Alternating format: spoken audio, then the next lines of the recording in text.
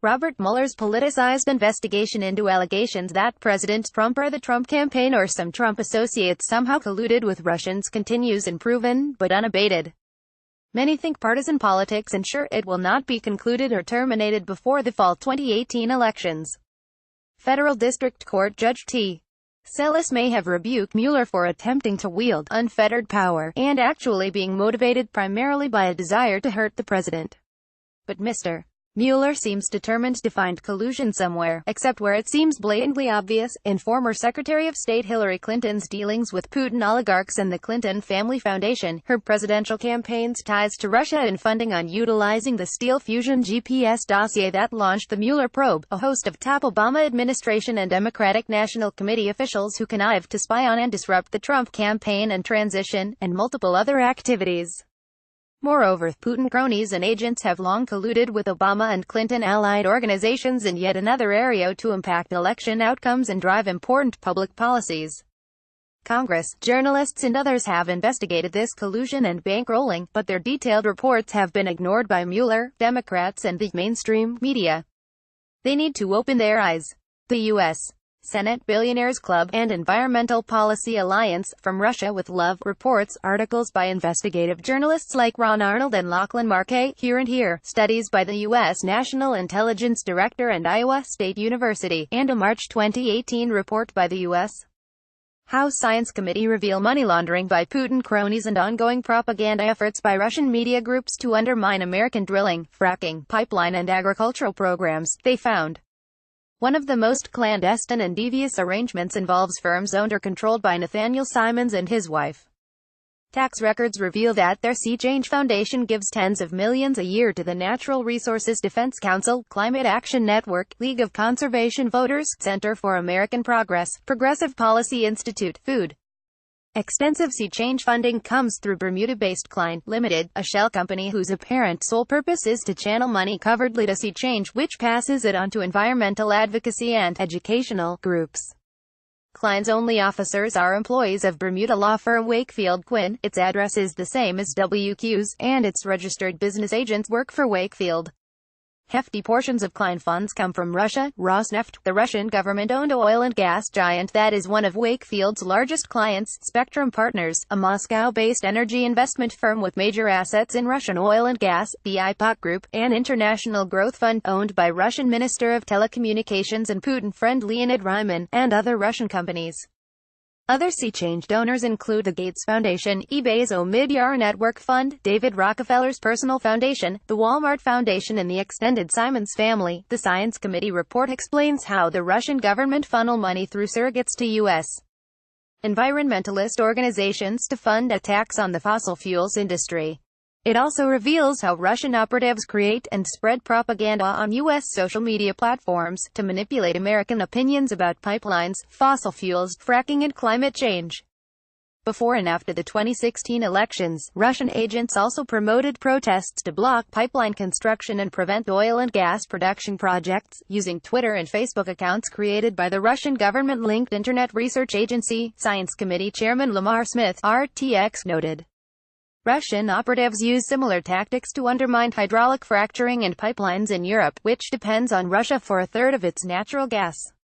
In fact, several countries get 100% of their gas from Putin-controlled companies, creating serious risks of high prices, transmission interruptions and blackmail. Even more troubling, the FBI and Department of Homeland Security have revealed that Russian hackers were behind cyber intrusions into America's electricity grid, and might have been setting the stage for hack attacks that could cause widespread blackouts in the USA and other nations. On the agriculture front, the Iowa State study found that Russian agents have orchestrated campaigns to disparage genetically engineered GE crops that American farmers utilize to produce more food, from less land, using less water and fewer pesticides, and with greater resistance to droughts, floods, insects and climate shifts than is possible with conventional or organic farming. Precise modern GE technologies also created golden rice, which prevents malnutrition, blindness and death in third-world children, heat-resistant wheat, and the corn, maize, U.S. ethanol producers use as their feedstock. However, radical groups like Greenpeace and Food Financed by organic and natural food companies, and by the Russia Sea Change Laundromat, they are adept at devising and conducting their own anti-GE, GMO, anti-glyphosate, anti-pesticide and other campaigns. All are eagerly and uncritically covered by print, electronic and social media. But U.S. activist groups and news outlets also parrot, or expand on Russia's RT, formerly Russia Today, and Sputnik propaganda stories that likewise falsely portray these technologies as risky for people and planet. Why do they do all this? U.S. fracking operations, oil and gas exports, miraculous agricultural output, and corn, wheat and other crop exports have hurt Russia's income, economy, ruble and military. By supporting radical green groups, Russian agents impair U.S. energy and agricultural exports, increase export opportunities for Russian companies, advance their nation's economic and geopolitical ambitions, especially regarding Europe, and, they hope, make Russia stronger by making America weaker. Foundations, government agencies, rich liberals like Michael Bloomberg, corporations and other donors agree with the green agenda, want to avoid activist attacks, or just can't see past utopian assertions to recognize what hard green agendas really do, especially to working-class and third-world families. Radical Greens gladly take Russian funds because they can never have too much money to advance their domestic and international ambitions. As Ron Arnold notes in our book Cracking Big Green, just the Sierra Club, Environmental Defense Fund, Greenpeace, and 10 other major U.S. eco-organizations raked in $2.1 billion in 2012. Total revenue for all U.S. environmentalist groups exceeds $6.5 billion a year. Over a 12-year period, they received more than $21 billion from major foundations, countless millions in taxpayer money from U.S. government agencies during the Obama era, and billions from other sources. All this cash is fungible. Even if these shady, secretive Russian contributions aren't used directly to fund anti-energy and anti-technology campaigns, or to air political ads, support candidates, some 99.9% of them Democrats, and influence elections, they free up other funds that do exactly that. And the donors and recipients are fundamentally in sync philosophically on totalitarian socialism, global governance, wealth redistribution, disguised but real disdain for the less fortunate, and detesting America, especially under President Trump, and free enterprise capitalism. All of this is illuminating and disturbing, but hardly surprising. It's yet another example of Greens and other leftists demanding ethics, responsibility, transparency and accountability, except for themselves. So if Mr.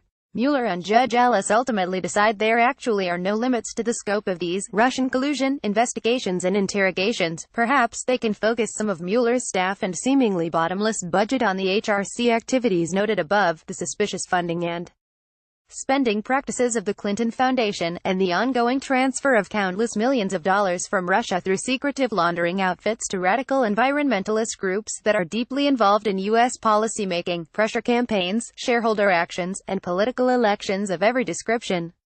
That investigation into Russian collusion would be an eye-opening service to America and the world.